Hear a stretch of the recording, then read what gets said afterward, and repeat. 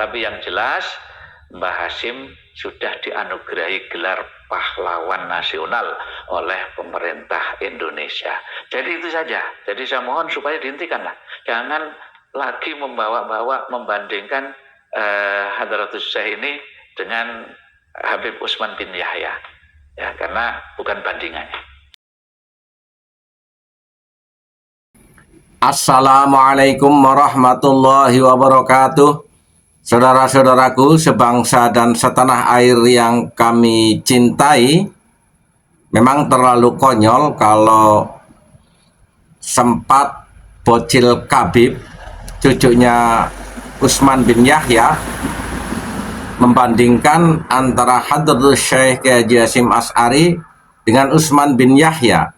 Sangat tidak imbang, karena Hadratus Syekh Kiai Haji Hasyim Asy'ari secara singkat bisa kita katakan, dan itu resmi, sebagai pahlawan nasional, sementara Utsman bin Yahya antek penjajah Belanda di dalam menjalankan politik pecah belah.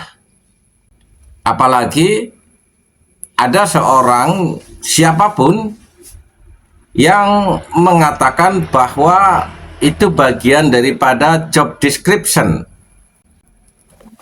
menarasikan, memframing Mbah Hasyim Asy'ari berbagi tugas dengan antek penjajah Belanda. Sangat tidak mungkin. Apalagi kalau seseorang, siapapun, ada yang mengatakan bahwa Mbah Hasyim Asy'ari dengan Habib Utsman bin Yahya dinarasikan sebagai berbagi tugas. Mbah Hasyim di luar sistem Hindia Belanda, sedangkan Utsman bin Yahya di dalam pemerintahan. Ini sangat jauh, tidak bisa dibenarkan, bahkan sebuah kekonyolan. Hal itu bisa dilihat dari tulisan Utsman bin Yahya dalam Manhajul Istiqomah, bahkan melarang perlawanan pribumi dan para kiai yang melakukan pengusiran terhadap penjajahan Belanda, serta memuji-muji Ratu Helmina dengan mengakui keabsahan sistem pemerintahan Hindia Belanda. Dan dari tulisan dia itu sudah cukup memakan korban terhadap keabsahan pembantaian Belanda terhadap para mursyid Torekoh dan santri-santrinya. Jadi sebaiknya hentikan narasi-narasi yang membandingkan antara Mbah Hasyim Asy'ari selaku pahlawan nasional dengan Utsman bin Yahya yang antek penjajah Belanda. Dan kekerahan ini membuat salah satu cucu Hadratus Syekh Kiai Haji Hasyim Asy'ari, Gus Fahmi Tebuireng, harus memberikan penjelasan dalam salah satu unggahan resmi dari channel YouTube Tebuireng Media Production. Dan ini potongan statement beliau yang kami rasa sudah cukup utuh di dalam membahas pelarangan membandingkan antara Mbah Hasyim Asy'ari dengan antek penjajah Belanda Utsman bin Yahya. Jadi tidak membahas nasab lah. Ya, jadi begini. Kalau di buku yang saya baca itu memang tahun 1937 itu Mbah Hasyim itu didatangi seorang amtenar. Amtenar itu utusan Belanda. Tujuannya adalah untuk menawarkan kepada Hadratus Syekh, menawarkan bintang jasa ya kepada Hadratus Syekh. Tentu Hadratus Syekh menolak dengan tegas tawaran untuk menerima bintang ini. Ya, jadi beliau kemudian setelah menolak itu, beliau mengumpulkan santri-santrinya.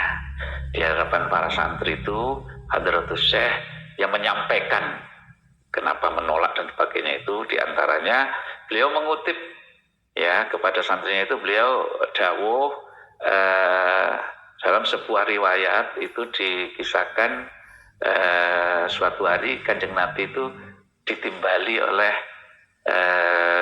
Abdul Muthalib sang kakek, ditimbali karena ada tawaran dari pemerintah jahiliyah ya, menawarkan 3 hal kepada baginda Nabi. Yang pertama, kedudukan yang tinggi, yang kedua, harta yang banyak, dan yang ketiga, wanita yang cantik.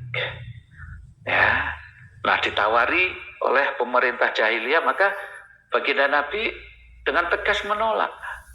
Beliau mengatakan seandainya mereka mampu meletakkan matahari di tangan kanan saya dan bulan di tangan kiri saya, maka saya tetap akan menolak. Saya akan tetap berjuang ya sampai cahaya Islam itu menyebar dimanapun, di mana-mana, atau saya yang hancur lebur menjadi korban. Nah, jadi itu alasan Kanjeng Nabi, karena ketika ditawari itu kan dengan tujuan untuk menghentikan. Jadi Kanjeng Nabi itu diminta untuk menghentikan dakwah Islam dengan iming-iming jabatan tinggi, harta yang banyak, wanita yang cantik. Nah, apa yang disampaikan oleh Hadratus Syekh ini sebenarnya sudah jelas, ya, sudah jelas bahwa beliau menolak bintang jasa itu karena mengikuti langkah baginda Nabi, ya. Nah, kita tidak bisa membayangkan seandainya waktu itu Hadratus Syekh menerima bintang jasa dari Belanda, ya otomatis kan terikat dengan aturan macam-macam ya. Nah, saya membayangkan bisa jadi Indonesia tidak akan pernah merdeka, karena ketika Hadratus Syekh itu menerima itu, sehingga mungkin lebih kalem fatwanya. Dulunya itu melarang rakyat untuk pergi haji, naik kapal Belanda, melarang ini, melarang itu, melarang kerjasama dengan pemerintah Belanda dengan dalam bentuk apapun. Itu semua fatwa-fatwa beliau. Seandainya beliau menerima, kemudian harus lebih sopan, lebih halus, mungkin Indonesia bisa jadi tidak akan pernah merdeka. Itulah mungkin ya, sehingga yang menjadikan Muhammad Asyad Syahab itu menggelari Hadratus Syekh dengan gelar Wadi'u Labinatil Istiqlali Indonesia. Jadi peletak dasar kemerdekaan Indonesia. Salah satunya ya karena beliau menolak bintang jasa itu, bisa jadi itu alasan pertama. Karena itu saya mohon mulai sekarang jangan membanding-bandingkan dengan Hadratus Syekh dengan Habib Utsman bin Yahya, ya, karena memang bukan bandingannya dan tidak bisa dibandingkan. Dalam sisi perjuangan saja tidak bisa dibandingkan, karena Hadratus Syekh itu anti Belanda, sementara Habib Utsman itu mungkin lebih mendekati Belanda, lebih mendekati ke penjajah, ya. Terserah kalau memang mendekati penjajah itu mungkin salah satu strategi, wallahu a'lam. Tapi yang jelas Mbah Hasyim sudah dianugerahi gelar pahlawan nasional oleh pemerintah Indonesia. Jadi itu saja. Jadi saya mohon supaya dihentikanlah. Jangan lagi membawa-bawa, membandingkan Hadratus Syekh ini dengan Habib Utsman bin Yahya, ya, karena bukan bandingannya.